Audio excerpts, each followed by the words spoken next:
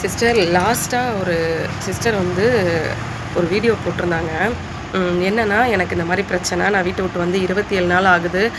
எனக்கு என்ன பண்ணுறதுனே தெரியல. போலீஸ் ஸ்டேஷன் போய் கம்ப்ளைண்ட் பண்ணாலும் அவங்க வந்து எடுக்க மாட்டேங்கிறாங்க அப்படின்ட்டு 27 நாளாக அந்த பொண்ணு தெருவுலையும் அங்கங்கே ரோட்டில். ஆனால் அந்த டைமு நைட்டில் தான் அவங்க வீடியோவே போட்டுறாங்க. எனக்கு ரொம்ப கஷ்டமாக இருந்தது. ஏன்னா அந்த ஒரு நைட்டு எனக்கு அது ரொம்ப வலிங்க. ஏன்னா அந்த வலியில் நான் இருந்திருக்கேன். நான் அம்மா வீட்டுக்கு போகிறதா என் வீட்டுக்கு போகிறதான்னு தெரியாமல் என் வீட்டில் அந்த டைமில் இருக்க முடியாத ஒரு பெரிய சண்டை. அப்போ நான் அந்த டைமுக்கு சூசைட் பண்ணலான்னு போயிட்டு, அதுக்கப்புறம் எங்கள் அம்மா தனியாக இருப்பாங்க, அம்மாவுக்கு யாருமே இல்லையே அப்படின்னு சொல்லி அம்மா வீட்டுக்கு போகிறதுக்கு நான் தாம்பரம்லாம் தாண்டி போயிட்டேன். ஆனால் அங்கேயும் என்னால் போக முடியல. ஒரு இடத்துல நிற்கிறேன். ஒரு ஆட்டோக்காரன் நான் வந்துட்டு, ஏன் பாப்பா இங்கே ரொம்ப நேரமாக அழுதுட்டு நிற்கிறேன் அப்படின்னாங்க. ஒன்றும் இல்லைண்ணா, நான் போயிடுவேன், நீங்கள் போங்க அப்படின்னு. மணி 1 ஆகுது, இந்த டைமுக்கு நீங்கள் அழுதுட்டு நிற்கிறேன், இந்தாம்மா தண்ணின்னாரு. நான் எனக்கு தண்ணி குடிக்கக்கூட பயமாக இருந்துச்சு. ஐயோ அவர் ஏதாவது நம்மளை பண்ணிவிடுவாரோ அப்படின்ட்டு. அதுக்கப்புறம் அவர் என்னோடய டீட்டெயிலெலாம் கேட்டார். நான் சொன்னேன், அம்மா வீடு இங்கே தானே இருக்குது, நான் போயிடுவேன் அப்படின்னு சொல்லிட்டு. அப்போ அவர் வந்து என்கிட்ட சொல்கிறாரு, நீ இந்த டைமுக்கு இங்கே நின்று அழுவுறதுக்கு என்ன ரீசன் எனக்கு தெரியாதுமா, ஆனால் இந்த டைமுக்கு இங்கே நிற்காத, உங்கள் அம்மா வீட்டில் நான் விடுறவான்னாரு. இல்லை நான் வேண்டாம், நான் போயிடுறேன் அப்படின்னு சொன்னேன். ஒரு டீ சாப்பிட்டுட்டு போகலான்னாரு. இருந்தாலும் நான் வந்து வேண்டாண்ணா, நான் கிளம்பிடுவேன் அப்படின்னு சொல்லிட்டு நான் வந்துட்டேன். ஆனால் அந்த டைமு எனக்கு ஒரு டீ வாங்கி கொடுத்து அந்த அண்ணா வந்து பார்த்திங்கன்னா என்னை சேஃபாக வீட்டுக்கு அனுப்பி விட்டார். எங்கள் அம்மா வீட்டுக்கு நான் லைஃப்பில் மறக்கவே மாட்டேன். அந்த மாதிரி ஆண்கள் இங்கே சில பேர் தான்.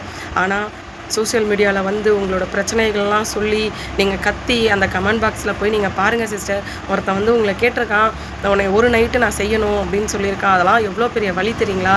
கண்ட நாய்ங்களாம் அந்த அளவுக்கு பேசுகிற அளவுக்கு நம்ம ஏன் அந்த வீடியோவை நம்ம போடணும்? நான் என்ன கேட்குறேன், உங்களுக்கு ஒரு பிரச்சனை ஆகிடுச்சு சரிங்களா? வீட்டை விட்டு வெளில வந்துட்டீங்க.